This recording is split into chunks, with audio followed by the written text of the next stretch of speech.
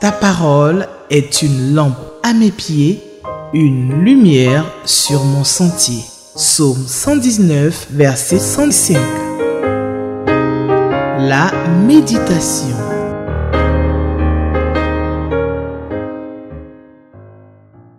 Amis téléspectateurs d'Espérance TV, bien-aimés dans le Seigneur, nous vous saluons dans le précieux nom de notre Seigneur Jésus. Nous voulons dire merci de nous retrouver, n'est-ce pas, à votre émission, la méditation, sur Espérance TV, en collaboration avec la Ligue pour la lecture de la Bible, avec le manuel que nous utilisons, qui est le lecteur de la Bible que je vous présente ici. N'est-ce pas? C'est ce manuel qui va nous permettre de méditer ce jour avec la grâce de Dieu. Soyez donc richement bénis. Alors, que dire d'autre que de vous dire bonne journée, n'est-ce pas, dominicale, ok? Et que le Seigneur, dans toute sa grâce, nous visite en ce jour saint, et que toute la gloire lui revienne. Nous vous disons merci. Merci pour votre présence. Ce matin, nous allons méditer le texte de Lévitique, chapitre 11, les versets 24 à 47. Lévitique, chapitre 11, versets 24 à 47. En réalité, c'est la dernière portion du chapitre 11 et qui s'articule autour, n'est-ce pas, de la loi sur les animaux purs et les animaux impurs. Donc, c'est cette dernière portion que nous allons essayer de méditer ensemble ce matin avec la grâce de Dieu. Alors, nous allons donc prier et recommander ce temps entre les mains du Seigneur. Père éternel, nous voulons te dire merci, nous voulons bénir ton nom pour ce que tu es et pour tout ce que tu fais dans nos vies. Nous voulons te dire merci pour cette grâce que tu nous accordes, Seigneur, de pouvoir, ô Éternel, avancer vers la fin de ce mois de juin. Oui, Seigneur, car c'est le dernier dimanche pratiquement du mois de juin et nous t'en sommes infiniment reconnaissants pour la protection que tu as assurée sur nous, Seigneur, jusqu'à ce jour. C'est une grâce venant de ta part et nous voulons te dire merci. Merci pour ton amour, merci pour ta fidélité, merci pour ta grâce, merci pour ta faveur sur nos vies. Et merci pour tes bienfaits et tes hauts faits dans la vie de chaque membre de cette télévision Espérance TV. Que ton nom seul soit béni et que toute la gloire te revienne. Nous voulons te dire merci pour ce temps que nous voulons recommander à l'autorité du Saint-Esprit afin qu'il parle à nos cœurs ce matin et nous fasse du bien. Que toute la gloire te revienne. C'est dans le précieux de notre Seigneur Jésus que nous avons prié. Amen. Alléluia. Alors, nous allons donc lire Lévitique 11, les chapitres 24 à 47. Ils vous rendront impurs. Quiconque touchera leur corps mort sera impur jusqu'au soir. Et quiconque portera leur corps mort lavera ses vêtements et sera impur jusqu'au soir. Verset 26. Vous regarderez comme impur tout animal qui a la corne fendue, mais qui n'a pas le pied fourchu et qui ne rumine pas. Quiconque le touchera sera impur. Verset 27. Vous regarderez comme impur tous ceux des animaux à quatre pieds qui marchent sur leurs pattes. Quiconque touchera leur corps mort sera impur jusqu'au soir. Et quiconque portera leur corps mort lavera ses vêtements et sera impur jusqu'au soir. Vous les regarderez comme impurs. Voici, parmi les animaux qui rampent sur la terre, ceux que vous regarderez comme impurs, la taupe, la souris et le lézard selon leurs espèces. Le hérisson, la grenouille, la tortue, le limaçon et le caméléon. Vous les regarderez comme impurs parmi tous les reptiles. Quiconque les touchera mort sera impur jusqu'au soir. Tout objet sur lequel tombera quelque chose de leur corps mort sera souillé, ustensiles de bois, vêtements, peau, sac, tout objet dont on fait usage, il sera mis dans l'eau et restera souillé jusqu'au soir, après quoi il sera pur. Tout ce qui se trouvera dans un vase de terre, où il en tombera quelque chose sera souillé, et vous briserez le vase. Verset 34. Tout aliment qui sert à la nourriture et sur lequel il sera tombé de cette eau sera souillé, et toute boisson dont on fait usage, quel que soit le vase qui la contienne, sera souillé. Tout objet sur lequel tombera quelque chose de leur corps mort sera souillé. Le four et le foyer seront détruits, ils seront souillés, et vous les regarderez comme souillés. Il n'y aura que les sources et les citernes, formant des amas d'eau qui resteront purs. Mais celui qui y touchera de leur corps mort sera impur. S'il tombe quelque chose de leur corps mort sur une semence qui doit être semée, elle restera pure. Mais si l'on a mis de l'eau sur la semence et qu'il y tombe quelque chose de leur corps mort, vous la regarderez comme souillée. S'il meurt un des animaux qui vous servent de nourriture, celui qui touchera son corps mort sera impur jusqu'au soir. Celui qui mangera de son corps mort lavera ses vêtements et sera impur jusqu'au soir. Et celui qui portera son corps mort lavera ses vêtements et sera impur jusqu'au soir. Vous aurez en abomination tout reptile qui rampe sur la terre, on n'en mangera point. Vous ne mangerez point parmi tous les reptiles qui rampent sur la terre de tous ceux qui se traînent sur le ventre, ni de tous ceux qui marchent sur 4 pieds ou sur un grand nombre de pieds, car vous les aurez en abomination. Verset 43. Ne rendez point vos personnes abominables, car par tous ces reptiles qui rampent, ne vous rendez point impurs par eux. Ne vous souillez point par eux. Verset 44. Car je suis l'Éternel, votre Dieu. Vous vous sanctifierez et vous serez saints, car je suis saint. Et vous ne vous rendrez point impurs par tous ces reptiles qui rampent sur la terre. Car je suis l'Éternel, qui vous ai fait monter du pays d'Égypte pour être votre Dieu et pour que vous soyez saints, car je suis saint. Telle est la loi touchant les animaux, les oiseaux, tous les êtres vivants qui se meuvent sur les eaux, dans les eaux, et tous les êtres qui rampent sur la terre. Verset 47. Afin que vous distinguiez ce qui est impur et ce qui est pur, l'animal qui se mange et l'animal qui ne se mange pas. Amen. Après donc cette longue lecture, n'est-ce pas, de ce passage de Lévitique 11, versets 24 à 47, nous allons d'abord identifier de quoi parle le texte.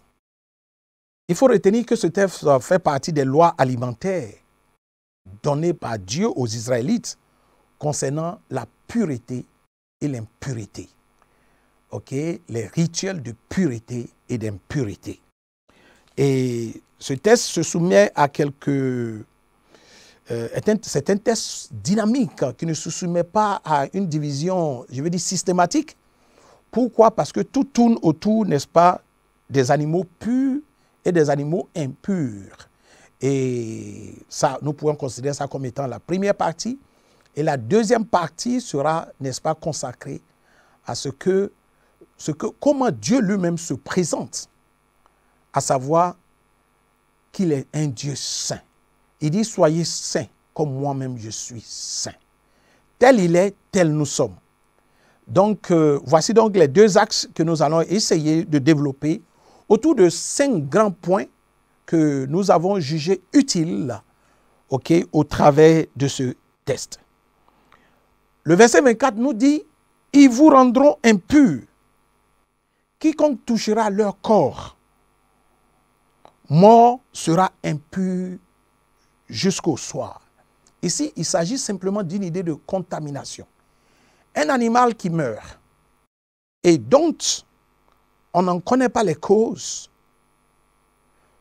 s'il est consommé, peut être l'objet d'une certaine contamination. Pour celui qui consomme l'animal et un danger potentiel pour la communauté.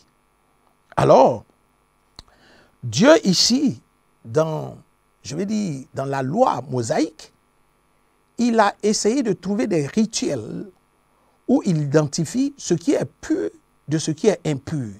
Et il donne ces lois avec des précisions. Et c'est ce qui est frappant chez Dieu. C'est un Dieu de précision. Un Dieu de précision. Alors, le premier axe que nous allons développer se trouve autour de cet élément, la pureté et l'impureté rituelle. Dieu fait une distinction entre ce qui est sacré et ce qui est profane. L'impureté rituelle empêchait la participation aux rites religieux. Quand vous n'êtes pas pur, vous ne pouvez pas prendre part au culte. Vous ne pouvez pas, n'est-ce pas, participer vous ne pouvez pas prendre un culte agréable à Dieu. Ici, nous parlons d'une impureté physique. Mais dans la Nouvelle Alliance, il s'agit de l'impureté qui est liée, n'est-ce pas, à l'état du cœur. À l'état du cœur et à l'état, n'est-ce pas, des lèvres et des bouches qui doivent être sanctifiées pour adorer Dieu. Amen. Le deuxième élément que nous pouvons ressortir de ce passage, c'est au niveau de l'hygiène et de la santé. Vous savez, parfois, quand les animaux meurent, quand vous retrouvez un cadavre d'un animal dans, n'est-ce pas, dans la forêt, dans la savane ou bien je ne sais où, cette carcasse, n'est-ce pas, si elle est consommée, elle est capable de porter, je veux dire, un réel danger à toute la communauté. Parce que si cette carcasse, on ne sait pas de quoi l'animal est mort, et si vous touchez cet animal, vous êtes, n'est-ce pas, vous pouvez être contaminé par une maladie ou par quoi que ce soit, parce que ce n'est pas hygiénique du tout. Donc l'hygiène et la santé de la communauté était une préoccupation majeure pour Dieu lui-même. Dieu ne voulait pas que son peuple soit, n'est-ce pas, exposé à la maladie à travers, n'est-ce pas, ces animaux qu'il déclare impurs, à plus forte raison, la carcasse d'un animal qu'on retrouve, n'est-ce pas, à tout bout de champ, n'est-ce pas, dans une plantation ou un espace tel que la savane. Le troisième élément qui mérite notre attention et que nous pouvons dégager de ce test, c'est l'identité du peuple de Dieu. Alléluia. Ces règles sur ce qui est rituel, impur, ce qui est pur, ce qui est sacré, ce qui est profane, donnent ici une idée de ce qu'il est convenu d'appeler des pratiques religieuses qui créent une certaine cohésion par rapport à l'identité du peuple israélite. Donc, il est important de comprendre que lorsque nous avons les mêmes pratiques rituelles, ok, ça c'était dans l'Ancien Testament, dans le Nouveau Testament, nous devons avoir les mêmes pratiques rituelles et c'est ce qui forge la cohésion de notre identité en Christ. Parce qu'en Christ, nous sommes un. Alléluia. Et cette unité-là doit se retrouver autour, n'est-ce pas, de nos pratiques, de notre manière d'adorer ce Dieu si grand, omniscient, omnipotent et omniprésent. Il est avec nous, il est en nous et il est pour nous, à travers le Saint-Esprit. Alléluia. Le quatrième point qui peut être l'objet, n'est-ce pas, que nous pouvons dégager comme élément, C'est le principe de la sainteté. Et Dieu insiste. Je souhaiterais lire le verset 44 et le verset 45 pour mieux illustrer cela, parce que c'est tellement bien dit. Au verset 44, il dit, « Car je suis l'Éternel votre Dieu. Vous vous sanctifierez et vous serez saints, car je suis saint. Et vous ne vous rendrez point impurs par tous ces reptiles qui rampent sur la terre. » Il dit, « Car je suis l'Éternel » au verset 45, qui vous a fait monter du pays d'Égypte pour être votre Dieu et pour que vous soyez saints, car je suis saint. Alléluia. L'œuvre accomplie à la croix a eu pour objet majeur, comme bénéfice, privilège, comme prérogative que nous avons reçu, la sanctification. Nous avons été sanctifiés. Nous avons été mis à part. Nous avons été consacrés pour servir Dieu. Alors, pas pour servir Dieu dans l'impureté. Parce que, ayant été déjà sanctifiés, nous devons servir Dieu dans la sanctification. C'est une obligation pour nous en tant que serviteurs de Dieu. Alors, le dernier élément, qui est le cinquième élément que nous allons voir, c'est le symbolisme spirituel que nous voulons dégager à travers le verset 44. Il dit, « Vous ne vous rendrez point impurs par tous ces reptiles qui rampent sur la terre. » Ici, les animaux qui rampent sur la terre traduisent le comportement quelque peu bas, n'est-ce pas, et dégradant que le peuple doit éviter. Amen. Ce comportement-là, il y a des comportements dégradants que le peuple élu de Dieu, ceux qui ont été sauvés, qui ont accepté Jésus comme étant leur sauveur et leur Seigneur personnel, il y a une certaine démarche. Et notre démarche ne doit pas trahir la marche. Alléluia. Nous devons marcher comme étant des fils et des filles co-héritiers avec Jésus. Car à la croix, tout a été accompli pour nous. Nous ne devons pas mener une vie qui n'honore pas Dieu, qui attriste le Saint-Esprit. Une vie qui fend le cœur de Dieu. Alléluia. Voici un enseignement. Nous ne devons pas avoir le comportement dégradant des animaux qui rampent. C'est-à-dire qui sont en connexion avec la terre, qui marchent, n'est-ce pas? Alors, nous, en tant que peuple de Dieu, élus de Dieu, nous devons prendre conscience de notre identité en Christ. Tant il est vrai que ce passage se trouve dans l'Ancien Testament, mais il est aussi vrai que l'Ancien Testament est l'ombre des choses à venir. Alléluia. Alors, Dieu nous interpelle autour de la pureté, la sainteté et autour de l'identité que nous avons. Il dit, je suis l'Éternel, votre Dieu. Il répète, il dit, je suis l'Éternel. C'est moi qui vous ai fait monter du pays d'Égypte pour être votre Dieu et pour que vous soyez saints, car moi je suis saint. Tel il est, tel nous sommes. Alléluia. Ce matin, je veux que tu puisses réfléchir sur la qualité de vie que tu mènes.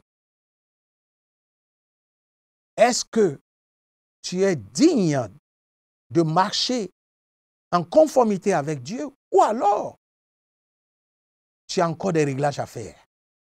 Mon frère et ma soeur, ce passage nous interpelle ce matin sur une vie de purité, un cœur pur, un esprit pur, un corps pur, parce que notre corps est le temple du Saint-Esprit. Alléluia. Et si nous devons adorer le Dieu que nous servons, ce Dieu-là doit être adoré corps, âme et esprit, dans la pureté, dans la sainteté. et dans la solennité. Parce que nous avons un Dieu qui est tout puissant. Il est omniscient. Il est omnipotent et il est omniprésent. Rien ne lui est impossible. Et c'est lui qui nous parle ce matin encore, afin que nous puissions voir notre démarche. Car la marche est longue. La marche, elle est longue. Nous devons garder notre robe blanche jusqu'à ce que Jésus revienne. Jésus, notre espérance. Alléluia. Alors, bien-aimés dans le Seigneur, avant que de terminer, nous allons rapidement voir ce que nous recommande le lecteur de la Bible en ce dimanche 23 juin 2024. Attention au danger des souillures. L'impureté se transmet. La loi sur les animaux purs et impurs met en lumière un fait. L'impureté peut se transmettre d'un corps à un autre. Si une personne entre en contact avec le corps d'un animal mort ou un objet souillé, il s'infectera. Le peuple est ainsi appelé à la vigilance. Sois vigilant, car de nombreuses sources d'infection morales ou spirituelles t'environnent. De nombreuses sources d'infection morales ou spirituelles nous environnent. Donc, nous devons être vigilants. Celui qui se laisse souiller est abominable aux yeux de Dieu. Et il n'est pas digne, n'est-ce pas, de lui rendre un culte agréable. Eh bien, tu sais que tu as tout intérêt à mener une vie de sanctification, qui consiste pour toi à éviter toutes sortes d'impuretés. Même si Dieu garde son amour pour la personne du pécheur, il n'en demeure pas moins qu'il est le péché et le tient en abomination. Les sources indispensables à la survie du peuple sont immunisées. Dieu se présente en protecteur de la vie, même dans la mise en place des lois. Dans le contexte juif du désert, il savait le caractère vital des sources d'eau, des citernes et de la semence. C'est ainsi qu'il va immuniser ces éléments afin de préserver la vie. Vous vous sanctifierez et vous serez saints, car je suis saint. La sanctification n'est pas une option pour quiconque voudrait plaire à Dieu. C'est un ordre auquel obéir, un impératif. Pour cela, tu es encouragé à identifier les choses, les situations, les lieux ou personnes qui constituent autour de toi des risques d'impureté morale et spirituelle. C'est dans cette démarche que tu sauras comment te préserver. Comme mot d'ordre, la sanctification n'est pas une option avec Dieu, mais une obligation. Veille sur ta vie de sanctification. Alléluia. Veille sur ta vie de sanctification. Pour clore, nous allons terminer par une prière. Père, nous voulons te dire merci pour ce temps et ce moment. Ta parole est la vérité. Et ce matin encore, tu nous interpelles sur la sanctification. Tu dis, tu es saint. Tel tu es, tel nous sommes. Tu nous encourages ce matin encore à marcher dans la sanctification. À voir autour de nous ce qui, ô Éternel, nous empêche, Seigneur, de mener une vie qui t'est agréable et de nous en débarrasser. Oui, Père, nous avons besoin de ton esprit, car seuls nous ne pouvons pas. Incline notre cœur à la connaissance et à la pratique de ta parole, Seigneur. Apprends-nous à mieux te connaître, afin de mieux t'aimer, pour mieux te servir, afin que ton nom seul soit glorifié. Prends le contrôle de notre vie, Seigneur, corps, âme et esprit. Soutiens-nous par ton esprit et conduis-nous, Seigneur. Car nous ne savons pas comment marcher, Seigneur. Nous avons besoin de toi. Nous avons besoin de ta direction et nous avons besoin de ton orientation. Saint-Esprit, merci pour ce temps que toi-même tu as conduit et merci pour ce moment. Donne gloire à ton nom et que ton règne vienne et que ta volonté seule soit faite sur la terre et dans le ciel, comme tu l'as dit, dans le ciel et sur la terre, et que toute la gloire te revienne à toi et à toi seul. Au nom de Jésus, nous avons prié. Amen. Amen, amen et amen. Nous voulons vous dire encore une fois merci. Nous sommes au thème de ce temps de méditation. Et prenez soin de vous, prenez soin de vos âmes. Et que le Seigneur nous garde et qu'il nous donne de mener une vie qui lui soit agréable. Au nom puissant de Jésus, nous avons prié. Amen. Soyez bénis et richement bénis au nom de Jésus. Ta parole est une lampe à mes pieds, une lumière sur mon sentier. Psaume 119, verset 105. La méditation.